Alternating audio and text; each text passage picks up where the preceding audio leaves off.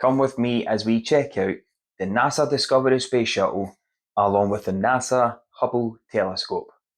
I'll tell you some facts along the way, but come with me and let's find out all the hidden gems in this build. Okay, first and foremost, the sheer size and scale of this build is amazing. I'll tell you the dimensions of this just so you can see how big it is. So it is 9 inches in height, it is 14 inches wide, and it has a diameter of 22 inches. And that is just for the space shuttle.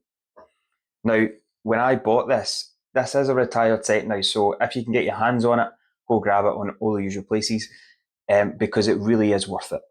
I know that Lego are brought out, or just about to bring out, a more updated version of a shuttle. It's not the Discovery, it is another shuttle, and it's on top of an airplane. I do like it, it is on my wish list, and I will be having a look at it.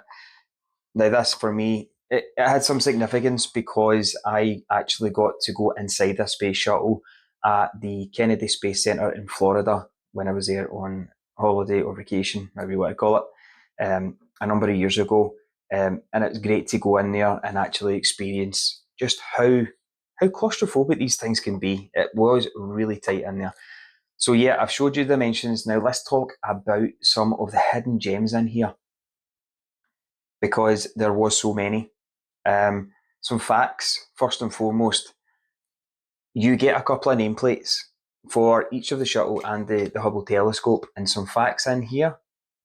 I'll show you that, just so you can see that I'm not lying. But I just want to go through some of these things, right? Okay, so this has a wingspan of 78 feet. Okay, obviously not in this room, but in general, this had 39 launches, including taking this Hubble telescope up to the outer space. The space shuttle itself was active between August 30th, 1984, may have been the year I was born, up until March the 9th, 2011. Now that is quite an active lifespan for this amazing shuttle. And it had a total of 1 year, 22 hours, 39 minutes, and 33 seconds up in space. So it was used for many different launches. And yeah, fantastic. So if you're into astronomy, check this out. Now let's have a look at some of these amazing features that it does have. Now, like I said, it does come with a Hubble telescope, right? But one of the main things is it opens up, the payload opens up. And if you look at that, I'm just going to take it off the stand before it falls apart. It's very delicate. And in there, you can see the silver foil.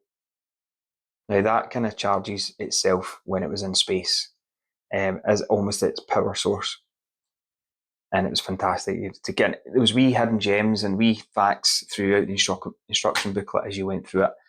Now, the good thing about this is the reason that the payload opens is so that the Hubble telescope actually fits inside. I will do a wee montage of pictures at the end of the video just to show you the ins and outs of how it looks with the telescope in. It's very fiddly, and if I did that then there would be so many fails in this video, it would be unbelievable. But really, the Hubble telescope fits in here, and you also have the robotic arm that kind of moves about as well. There's some elements of Lego Technic in here. But yeah, this Hubble telescope folds up and fits inside here. Now that for me was just amazing. So the fact that you've got mini CCTV cameras in here as well, I'll just try and show you some of this, if you can see that, of some of the detail. Yeah, I'm being very delicate with this here because there is some bits of it that is very delicate and does fall off, like you just seen when I lifted it off the stand. And I just put the robotic arm back on there. Okay, so I've shown you the inside of the payload.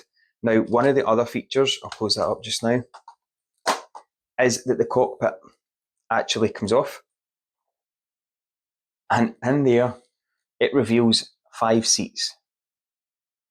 I'll do some close-ups of this as well, so keep watching the video and I'll show you some other close-ups.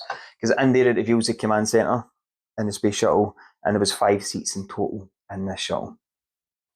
So that bit comes off, again, loads of wee hidden gems, all the different various controls that the astronauts would use.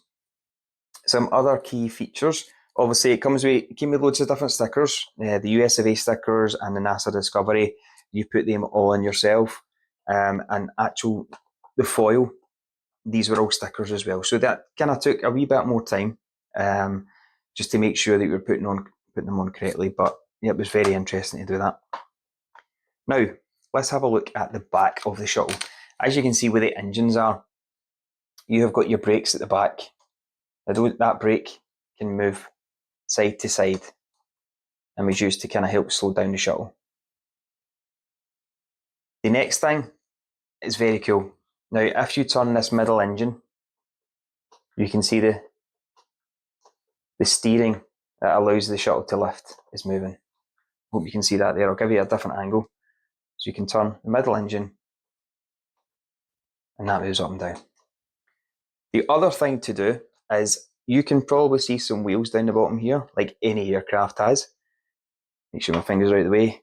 You press this back button and look at this. Brings down the wheels. So it is fully functioning and you can move it back and forward if you like, just be very delicate. But again, it just goes to show you the detail in these builds are amazing. And this is the sort of stuff I really love to show you guys. Because again, people's perception of Lego has completely changed from the standard blocks into all this intricate little bits of plastic that you can build items like this with. And these become collector items. Like I say, this set is retired. I think it retired earlier on this year. And a lot of people see these as investment. They maybe keep it in its original box. Because I got this one at a Lego convention. But I'm sorry, I just could not keep this in a box and had to show you guys. And this will be proudly displayed on my Lego set that I'm currently in the midst of creating. So the other good thing is it comes with this stand.